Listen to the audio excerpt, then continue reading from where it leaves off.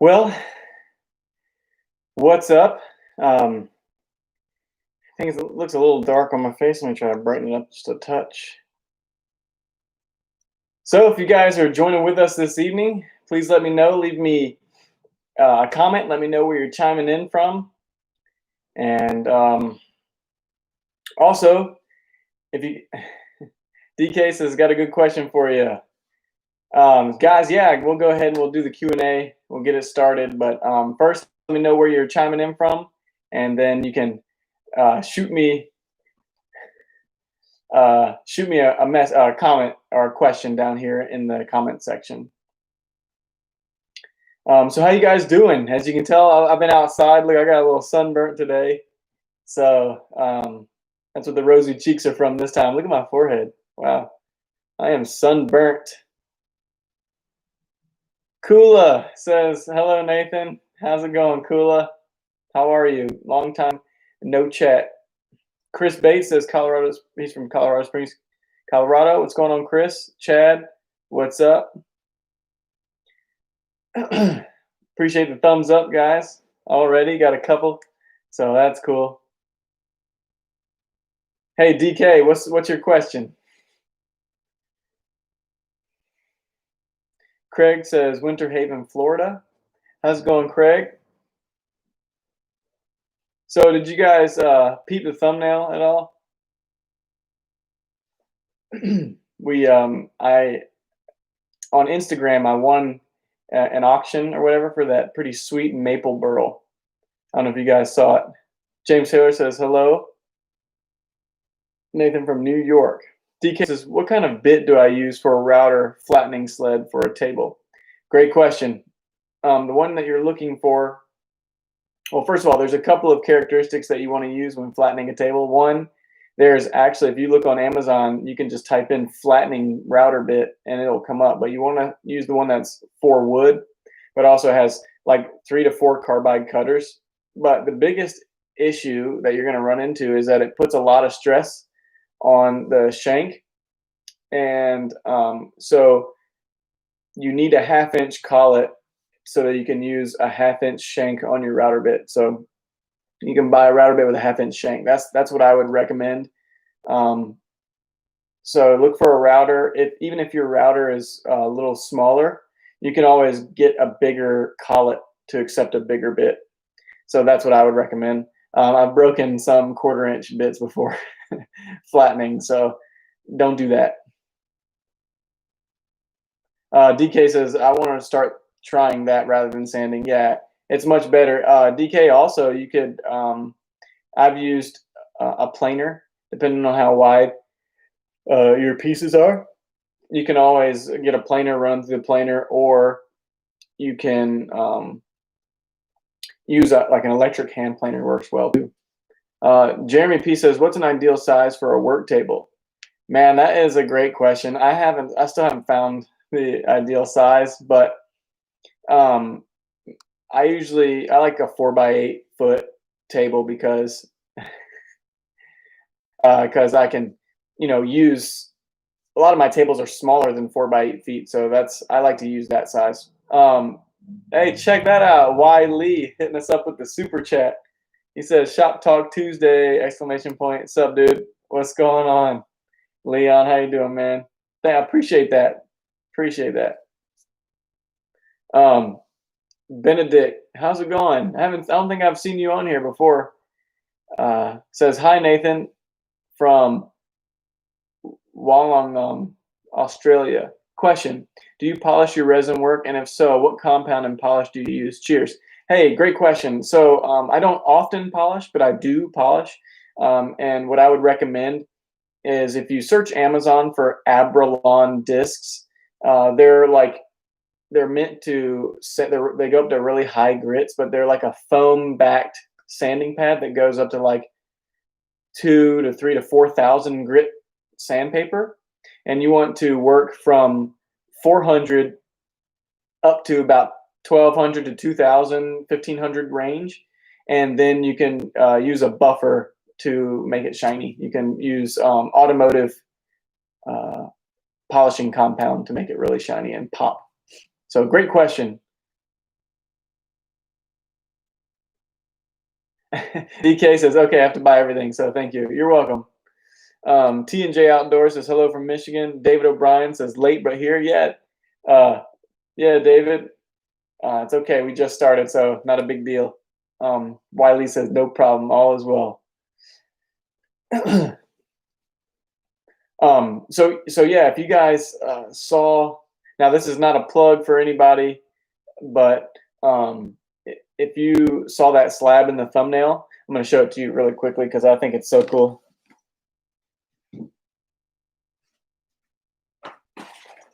So it's about 3 feet wide, but check out this wood burl. This thing is super cool. Looks like I had a little bit of a burn mark or something on it right here. But we have some really cool plans with this piece.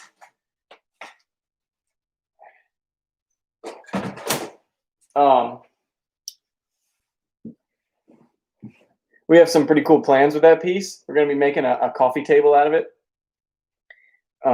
And so it's a really sweet piece of maple burl. Actually, it's the first time I've had a really big piece of maple burl. If you guys have seen the yacht table, the boat table that I made, that was a piece of maple, and I had some small burls along the outside. But that's the biggest burl I've gotten my hands on. So that thing is sweet. T&J Outdoors says 3M product for buffing is good. Yes, 3M is great for buffing. Chad Henwood says car polish works well too. I've seen someone use it on pens. Yeah, it really does work well. DK says that burl is sick. Joey says, wow. Scott Price says hello from Owego, New York. How's it going, Scott? Benedict says, thanks, T&J. Yeah, so guys, if you have any questions, feel free to shoot them out. This is what Shop Talk Tuesday is all about, is more like a Q&A. We try to our best to keep it on topic, woodworking, epoxy, things like that. Now, if you want to ask a personal question, that's okay to an extent. So, but let's try to keep it on the woodworking side of things, but and the epoxy stuff. Chris Bates says, looks like it's going to be a great project. Yeah. So I just want to so this is a little bit of a side note. I want to keep you guys updated. We're still working on getting some Goodview Woodworks epoxy. Not quite there yet, but we are getting close. And then I want to let you know, tomorrow I'm going to upload the video. If you were here on the last Shop Talk Tuesday, we're going to do another cheapskate challenge. It's going to be the 2x4 challenge. So you will get all the rules, not many rules, but we're going to definitely be using a 2x4 in the challenge. And it's going to run for 3 weeks. So you have 3 weeks to build a project and submit it. And we will either give away a t-shirt or some pigments, whichever one you guys want.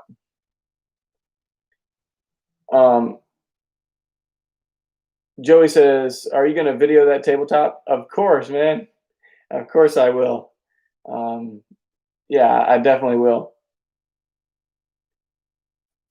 John Howard says, hey, Nate. John here from Yorkshire in the UK. What's going on, John? How are you?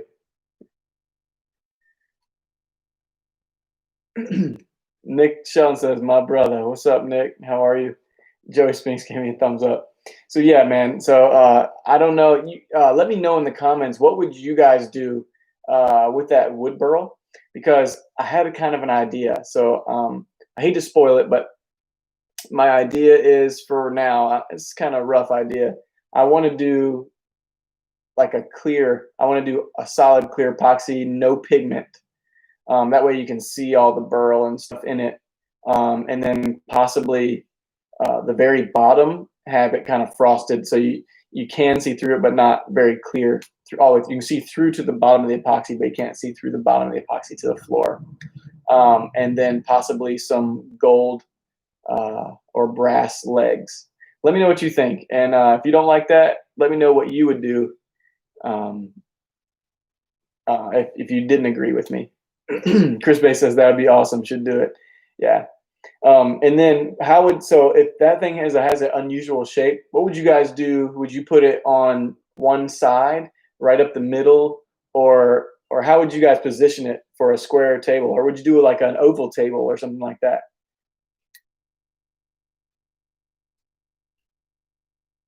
So Scott Price has a good question. He says, "Can it be too warm in a room to pour casting epoxy, and what is that temp?" Scott Price, great question. Yes, it can be too warm.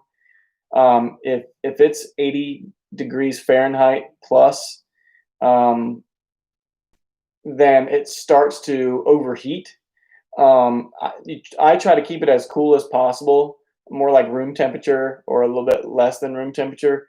Um, and then, especially if you pour in a thick pour, you always want to have, if it's hot, you want to have fans blowing on top of it to keep the temps down. What happens is if the temperature is too hot, it'll cure too quickly. You'll get bubbles, and you'll also have the potential to crack. The epoxy will crack, and I've had that happen. That's no bueno. Um,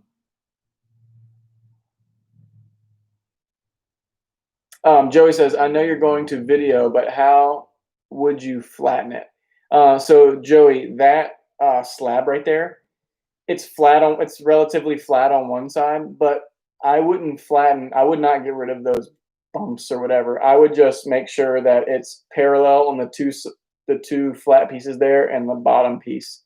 So this is how I would flatten it, because I think it's narrow enough. I have my planer does 12 inches wide, and it might be wide enough, even though it's shaped like this. I think it'll fit through there. But what you want to do with something like that is you get a flat piece of plywood, like some melamine or something like that, and lay your slab down on it. And if it rocks, you put a shim under the one side to keep it from rocking. You push it through the planer, plane it down until that top reference is perfectly flat. Then you get rid of the plywood, and then you have a flat reference to plane the other side. So hopefully that makes sense. Nick Sheldon says brass. Yeah, I'm thinking brass too for the legs. Chris says I would do an octagon table. That would be super cool, Chris. Octagon would be awesome. Dave Scott says glass legs for the table. Dave, dude, if you have a picture of glass legs, that would be sweet. I'll have to look them up on Google, but Chris, excuse me, Dave, I don't know if you're on the Facebook community group, the Goodview Woodworks community group. If you're not on there, go on there and post a picture. I'd love to see some glass legs. That'd be sweet. Eddie Bauer, how's it going? He says book match the slab by resawing in 2 halves and epoxy with your clear for a cocktail table. Oh, that would be sweet. It's only, I may be able to resaw it, but it would cut down on thickness. So that's a good idea. I'll definitely consider that, because I just bought a new resaw blade for my bandsaw. It would cut it very cleanly. Only thing I'd be worried about is, not having enough thickness for that table, but I think it's like 2 inches thick. So, man, that's a great suggestion. I'm actually might take you up on that.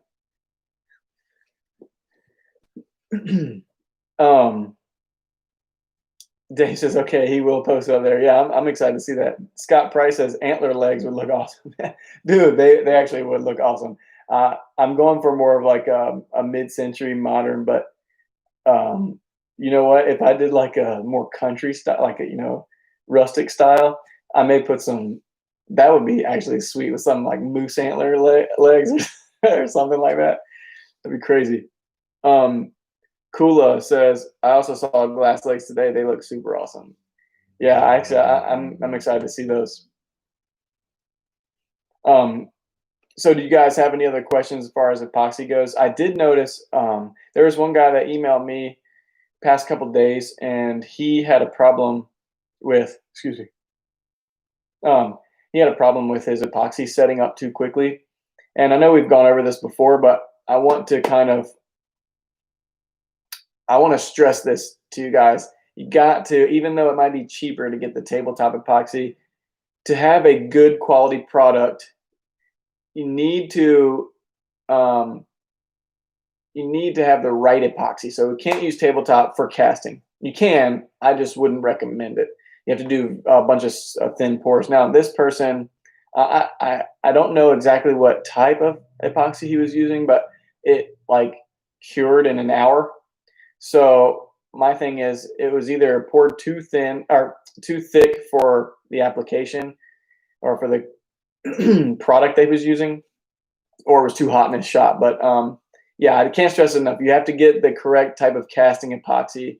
Some go 1 inch, some go 2 inch. There's one brand that goes 6 inches thick that I've seen. So you just want to make sure that you read the directions and read all the things about the epoxy so you know how deep to pour. And that way you can look at that before you purchase. That's what I would do. DK, thanks for the super chat, man. I really appreciate that.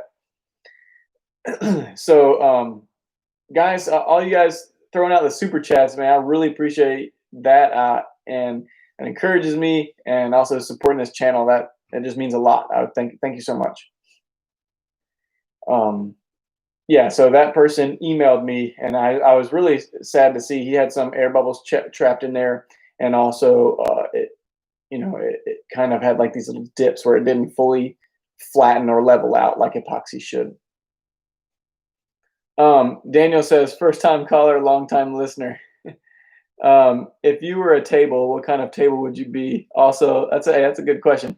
Also, what is the best adhesive for making your girl pop like a drop it? And I'll be quiet and listen. Thank you.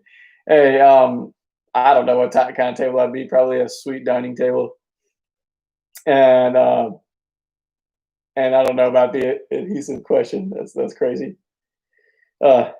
Thanks for putting some comedy up in here, Daniel. Chris says, can you use casting epoxy, then use a tabletop epoxy afterwards? Hey, great question, Chris. Yes, especially I would actually, that's how I would do it if I wanted an epoxy finish. I would totally fill it up with casting epoxy, and then I would use a tabletop epoxy over the surface if I wanted to have an epoxy finish. I will say, I've been doing some research, and I'm starting to change how I want to do seal coats. Now, been kind of experimenting. Thanks to, if you guys have watched Blacktail Studios, I noticed he posted a video recently where he used casting epoxy as a seal coat. And that was actually a really good idea because it's so thin. It's much thinner than tabletop epoxy, and it sets up longer, so it has longer to soak into the wood. So as far as seal coating the surface, remember, I don't ever seal coat the edges anymore. But if you're seal coating the surface to prep for an epoxy finish, I think I might be using casting epoxy from now on. Auto Awesome says, hey, Nathan. Hey, how's it going? Chad says, if you have some of your pigments there, can you please show us size comparisons of the 3 containers? Yes. Give me just a second. Okay.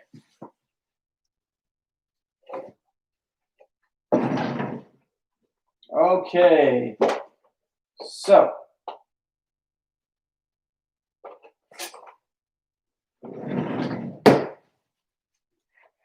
Okay. So here, the small size, the $7 pigment is here. It's about the size of a silver dollar. Okay. And the one that you will get, this is the sample size. The one that you guys will get will just be a little bit taller than that, maybe like here. So this is the smallest amount, the smallest one. Then the next size, the 45 gram, is this big, so you can see the difference in the sizes. So this is the medium size, 45 gram, and then here is the 90 gram here. So you can see the size difference. Give me a second here. So here are the 3 sizes. This is for like 1 to 2 projects. Could even be 3 or 4, depending on how much you use. And then this is obviously for several projects, and this is if you're doing it all the time, or you need a lot of pigment for maybe epoxy floors or countertops or whatever. Then you would go for the big 90 gram one. Now the cool thing about the pricing, if you guys have been on there and seen the pricing, this is 9 times the amount that's in this one. Okay, but it's only like the price was only 4 times. This is $7, and the next one's like $28. So, and this one is double this one, but as you see, the price reflects it's not double the price. So the more you get, obviously, the cheaper it is. So go check them out. Thanks, man. Great question.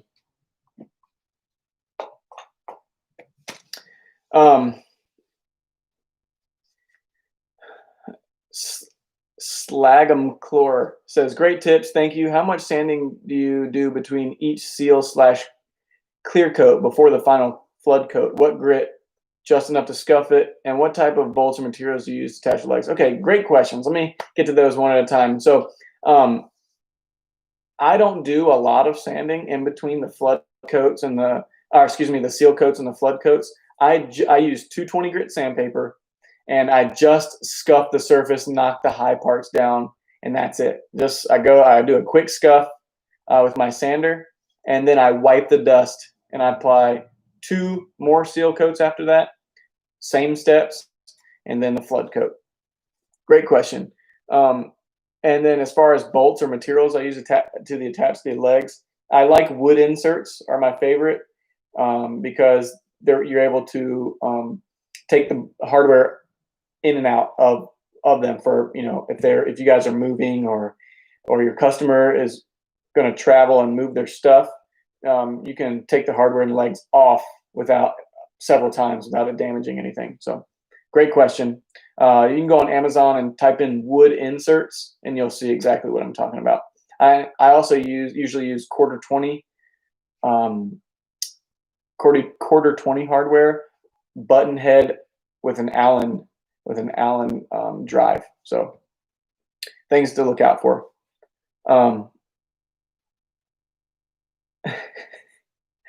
Jeremy says things are getting confusing in the epoxy world. Oh man.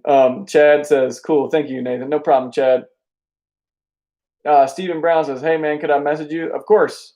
Go ahead, Stephen. You can either put a message here or send me a direct message on Instagram at Goodview Woodworks, or even Facebook. You can direct message me there at Goodview Woodworks. Either one. John Hansard says, oh, excuse me. Before I get to John, sorry about that. I'm going to go Scott. Scott says, can you use a casting epoxy to seal tree branches to use as table legs, or would you use the tabletop epoxy, or would you not seal them? Scott, great question. Yes, I would totally seal them. As far as casting epoxy or the tabletop epoxy, I'm still not sure as far as tree branches, but yeah, you want to fully coat those because obviously they still have the pith in them and they will shrink and move and stuff like that. So as long as you get them fully encapsulated, they won't move. So great question. So John says, I was flush routing to trim the edge of an oak table today, but there was a section where it was against the grain and the router chipped the table edge. It's not too bad. Is there a way to fill it? Yes, there are. You can always, it depends on how big the chip is. You can use some wood putty or something like that to fill it. It's really hard when you do that. I've done that before to fill it. But yeah, I always just use some wood putty and some tape and tape it up. So there's that option. Hopefully I answered your question. Eddie says, what combined colors would you use for a lava river? Oh, so that's a really good question. Let's see here. So I would use Beta is a good one because this one is a color shifts from gold to orange to pink. So I would definitely use this one. Possibly use maybe a little bit of papaya, which is kind of a goldish yellow.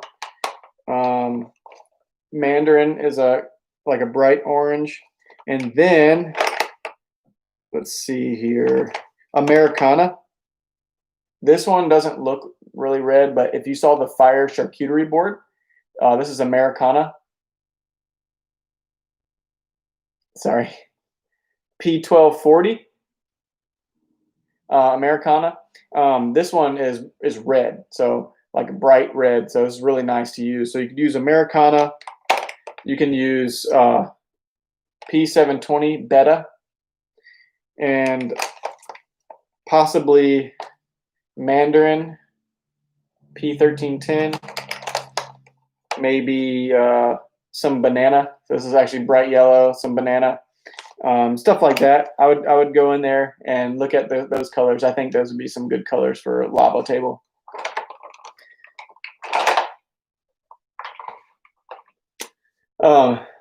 Hey Eddie, a great question.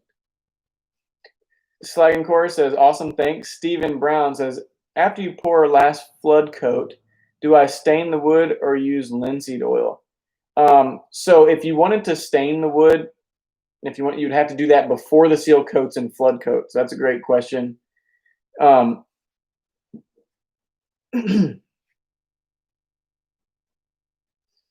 me see here. Sorry.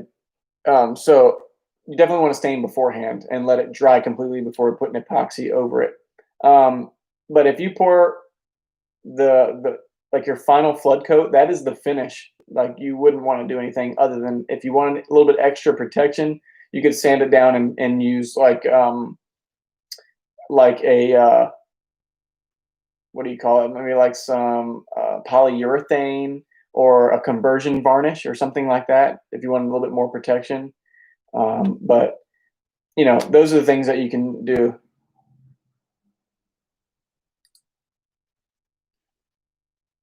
Sorry, I got to get rid of these nasty comments on here.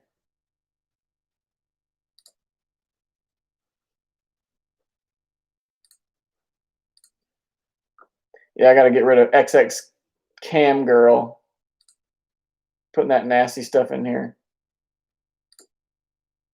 Sorry. Let me get rid of all these. Terrible. Okay.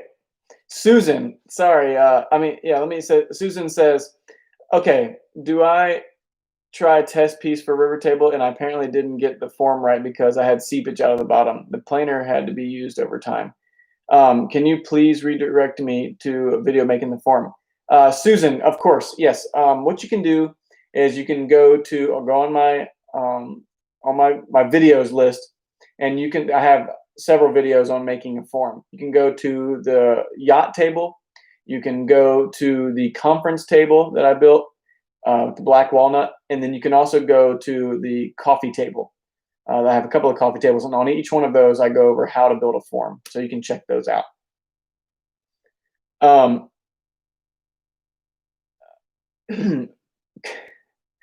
Cooter Scooter says, how do you get scratches out of a resin top? Great question. Best way to get scratches out is to sand it down and go through the grits. You want to sand starting with 400 grit sandpaper, then 600, then 800, 1000, 1500, 2000, and then use some polishing compound, buff the surface, and you should have a good shiny top.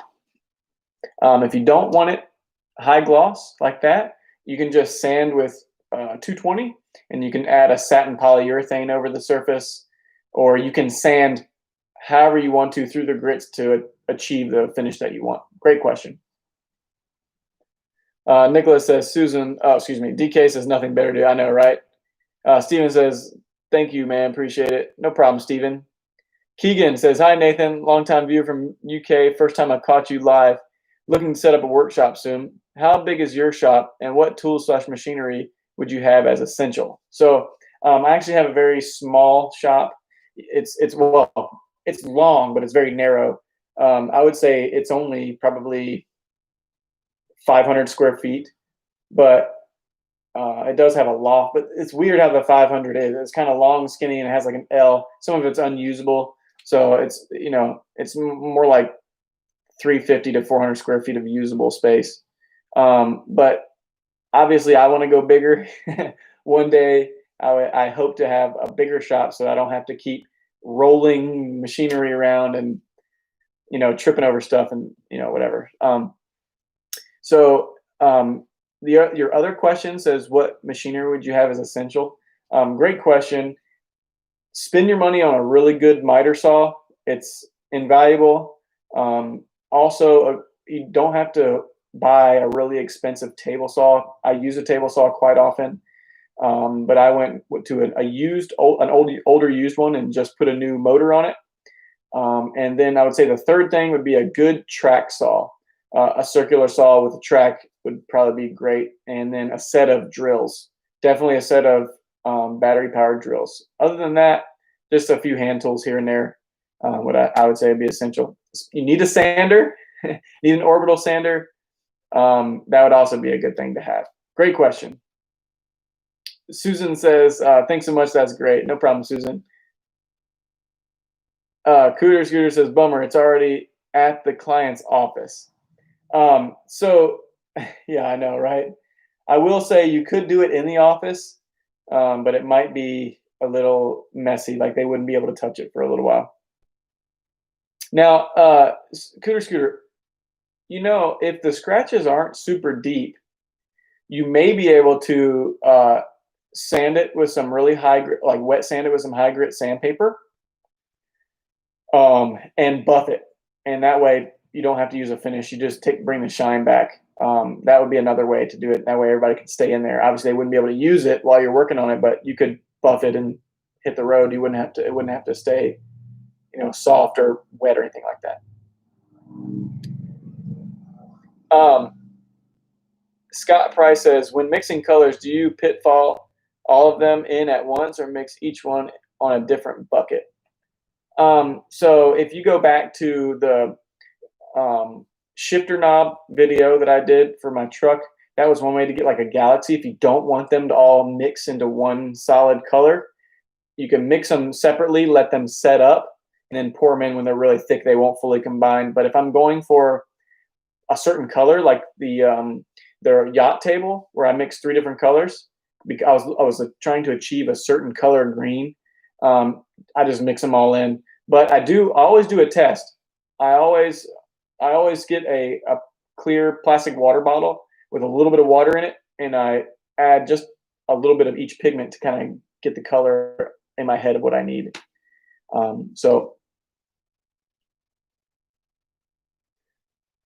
Patrick Holman says, you make that shop look professional. Never would have guessed the size. It always looks good. Hey, Patrick, thanks, man. I appreciate that. I really appreciate that. Dude, it's so dirty right now. I don't even want to record in there. This is so dirty. It's embarrassing. Cooter Scooter says, awesome. Thanks for the help. Love the channel. No problem. Philip says, I'm making a pill-shaped river table. What can I use for the outside form? I already cut the bottom shape. Great question. It depends on how wide the radius is, but you can go get some 1/8 inch Luan. It's called Luan. So it's 1/8 inch underlayment is another term for it. But it's just 1/8 inch plywood, and it will bend around the corner. So you can use that.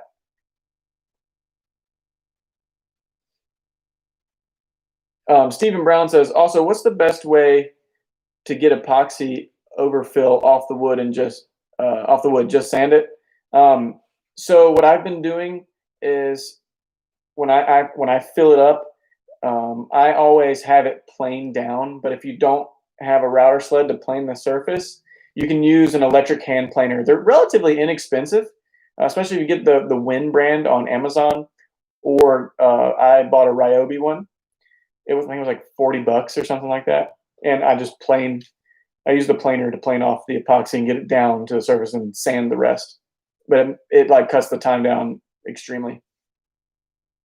Keegan says, thanks. Good luck with the bigger shop. Yeah, thanks, man. Appreciate that. Scott says, thanks for all the information. No problem, Scott. John says, thanks for that, Nathan. No problem. And Philip says, thanks. That's where I was stuck. Yeah. That thin Luan should work really well for you. Steven says, I do have a nice router and a smaller compact router. Just made a sled and made a sled and table. Oh, that's super cool. Yeah, I will say that if you're in a pinch and you don't have a router sled, you can do like I do, and sometimes I will take it to my local sawyer. He has a flattening bit for his mill, where he mills lumber, and it's like an 8-inch cutter. And for like $60, he'll do the top and bottom for me. So, that always helps. 8 inches at one time. It's crazy. No problem, Steven. Richard Collins says hello from the basement woodworks. What's up, Richard? What kind of projects are you getting out of that basement woodworking shop? All right, guys, if you have any other questions, feel free to ask. We're going to be winding down here in just a few minutes. So if you have any last minute questions, feel free to just post them here. Also, guys, if you go check out the website, goodviewwoodworks.com, and you can check out my pigments there, my recommended products I have on there, some of them, and you can check that stuff out. Remember to follow me on Instagram. I post some other pictures and things up there. But really, you can always direct message me on Instagram. If you don't have Instagram, I have a Facebook page, Good View Woodworks, or a community group you guys can be a part of. And that community group is there for you to post your own projects, to show them off, get some comments and likes and things like that. And if you have any questions, they can get answered there. Other people will answer them other than me, because we've got a lot of smart people on there and a lot of people with other experiences than I have. So you can check that out. And last but not least, there's also, if you go on my website, you can email me there on my website. There's a little tab at the bottom. You can click to email me directly. So there's that. If you guys want to support this channel, here are some things you can do. First of all, I want to thank you all for who has supported me already. But if you want to continue to support me, remember, watch my videos, share them. We have a live stream. Hit me up with a super chat. Those are ways that you can support this channel. But really, just sharing the videos and watching them, that does good too. So thank you for that. Stephen Brown says, one more thing. Both sides of my board are kind of bowed in there, old oak from an old beam. Do I start on the lowest piece? So I'm not exactly sure. Let me read that again. Oh, okay. So is it cupped, or are they both sides like shaped like that? Either way, I always flatten them, start out with the highest point and go down about 1/8 inch at a time. So great question. Steven says, sorry for all the questions, man. Hey, Steven, no problem, man. That's exactly what this is for. That's what this channel is for questions. Richard says, working on an end table for Her Majesty. Yeah, I need to do some more things for Her Majesty. Keegan says, do you ship to UK? Keep the videos coming, always useful and easy to follow. Keegan, that's a great question. I haven't had a lot of people ask that, but next Tuesday I'll have that answer for you. So whoever else is in the UK, but I think I might be able to. So let me look into that and I'll get back with you. Stephen Brown says, trying to plane it, it's like U-shaped. Yeah. So Stephen, best thing to do is just plane one side down. I like to start with the high point, start that side first. And then, it really doesn't matter. That's just the way I do it. I'll start with that side first and then flip it over and do the other side. Steven says, also, what's the community page site? Hey, Steven, great question. Sorry if I wasn't clear. If you go on Facebook, just search Good View Woodworks Community, and you'll see that group there, and you guys can be a part of that. T&J Outdoor said, did you see the Lake Michigan table I posted? If so, what finish would you recommend? Yes, I did see that table. That's a great question. I would say I tend to like more of a semi-gloss or satin finish, maybe some like Rugo Monocoat. But if you're going for a high gloss Epoxy would be the best way. My opinion is, sometimes, okay, this is actually my honest opinion. When it comes to high gloss, sometimes when the light shines on it, I can't see the details of the wood. But if it's like not a matte, but a satin, like semi shiny, but not quite semi gloss, I feel like I can see all the details of the wood and what's on there better when I don't have the reflection shining up at me. So that's just my opinion. Take it for what it's worth. John says, was using resin last week with blue shimmer tint. When I poured it, I swirled a cool pattern into it, but when it started set, it had settled on its own to a regular pattern. Any ideas why? Yes, all the pigments do that. It's because they want to settle to the bottom. Here's the best tip: when it starts to set up and it's like thick honey, that's the best time to swirl and get your patterns. Do it at that time, and it will stay. So, great question. Nick Shelton was referring back to T&J Outdoors. He says Osmo or Rubio plus 2C. That's exactly what I was going to say. The cool thing with Osmo, though, that's different than Rubio. Rubio is like, it's a monocoat, right? Rubio monocoat. So you only do one coat unless it's black walnut, which you actually do two coats if it's black walnut. But that's it. It just takes one coat. But Osmo, you can layer the coats to a shinier finish. So yeah, there's that. T&J Doris says, yes, looking for a more satin look. Yeah, T&J, hey man, so look, I would use Rubio Monaco if you're going for a more satin look, because this is how I would do it. You need to raise the grain, so spray it with water first, let it dry, the grain will raise. Sand it down with 180. You can use 220, but that's the highest you want to go with Rubio. They actually say 150. I like to use 220. Spread it out with a squeegee, and then if you have a buffer, use a white Scotch-Brite pad, the non-abrasive Scotch-Brite pad, and go over it with that, and it kind of works it into the grain. Then you can take your buffer and buff it off, but you don't want that stuff to dry on the top. You want to wipe it off once it's set. So let it sit for 10 minutes, or while you're working it in, work it in for about 10 minutes, and then wipe off the excess.